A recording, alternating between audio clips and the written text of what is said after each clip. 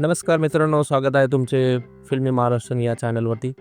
आणि आज आपण बोलणार आहोत नेटफ्लिक्सवरती लेटेस्ट 2 दिवसापूर्वी आलेली एक भन्नाट वेब सिरीज जिचं नाव आहे कुरुक्षेत्र. ही एक कहाणी आहे महाभारतावरती जी सगळ्यांनाच माहीत आहे. या सिरीजमध्ये त्या युद्धाबद्दल एक वेगळा सिनेमॅटिक टच दिलाय. तर खरंच सिरीज बघण्यासारखी आहे की फक्त एक नावापुरती आहे. चला बघूया.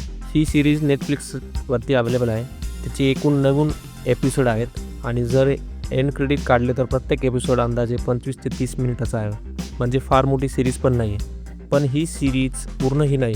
खरं तर महाभारतासारखा महाकाव्य केवळ 18 एपिसोडमध्ये पूर्णपणे दाखवणं म्हणजे अशक्यच आहे. तर या 9 एपिसोडमध्ये काय दाखवलं आहे आणि ही अनलिमिटेड सिरीज खरंच दर्जेदार कंटेंट देते का नाही हे बघूया. सुरुवातीला एक गोष्ट स्पष्ट आहे. मेकर्सना माहिती आहे की महाभारत जवळजवळ 90% लोकांना महाभारताची कथा आधीपासूनच माहिती आहे. म्हणूनच या सिरीजमध्ये फार खोलात जाऊन काही सांगितलेलं नाही. ही सिरीज जरी महाभारतावर आधारित असली तरी नाव आहे कुरुक्षेत्र, जिथे कौरव आणि पांडव यांच्यातील युद्ध झालं म्हणून संपूर्ण कथा त्या युद्धाभोवती फिरते आणि प्रत्येक योद्ध्याच्या नजरेतून सांगितली जाते. प्रत्येक एपिसोड वेगवेगळ्या कॅरेक्टर्सच्या नावावरती आहे.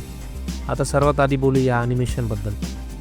महाअवतार नरसिंहानंतर ॲनिमेटेड कंटेंटची मागणी प्रचंड वाढली आहे. महाअवतारमध्ये काही कमतरता असून प्रेझेंटेशन लोकांच्या मनाला भावलं होतं. इथेही तसंच आहे. किंबहुना इथलं ॲनिमेशन थोडं अधिक स्मूथ आणि छान दिसतंय. या सिरीजमध्ये एक गोष्ट लक्षात आली की सगळे जेवढे पण कॅरेक्टर होते ते सगळे एकसारखे दिसत होते. त्यांच्या चेहऱ्याच्या एक्सप्रेशनवरती थोडंसं अजून काम करायला होतं. सुदैवाने डायलॉग रायटिंग खूप चांगलं झालंय. प्रत्येक पात्राला त्याच्या नावाने हाक मारली जाते, त्यामुळे ओळखायला सोपं जाते की कोण अर्जुन आणि कोण कर्ण आणि कोण द्रोणाचार्य इत्यादी. ही सिरीज टाइमपास न करता वेगाने पुढे सरकते. VFX शॉट्स खूप छान आहेत. विशेषतः श्रीकृष्ण अर्जुनाला विराट रूप दाखवत होता तो सीन जबरदस्त बनवला आहे. हा सीन जर थिएटरमध्ये दाखवला असता तर लोक अक्षरशः हात जोडले असते, इतका प्रभावशाली हा सीन होता. पण जर तुम्हाला महाभारताबद्दल अजिबात माहित नाही तर ही सिरीज तुमच्यासाठी नाहीये. ही बेसिक कथा नाही असं समजा की जुनी महाभारत सिरीज 1000 एपिसोडची होती तर ही नेटफ्लिक्सची सिरीज थेट 500व्या एपिसोड पासून सुरू होते. म्हणजे पात्र आणि परिस्थितीचा यांचा थोडा बेसिक ज्ञान असणं आवश्यक आहे. हो, मध्ये मध्ये युद्धाच्या दृश्या दरम्यान थोडी बॅक स्टोरी दाखवतात, त्यामुळे काही गोष्ट स्पष्ट होतात पण फार तपशिलात जात नाहीत. आणि तसंही तुम्ही महाभारत 9 किंवा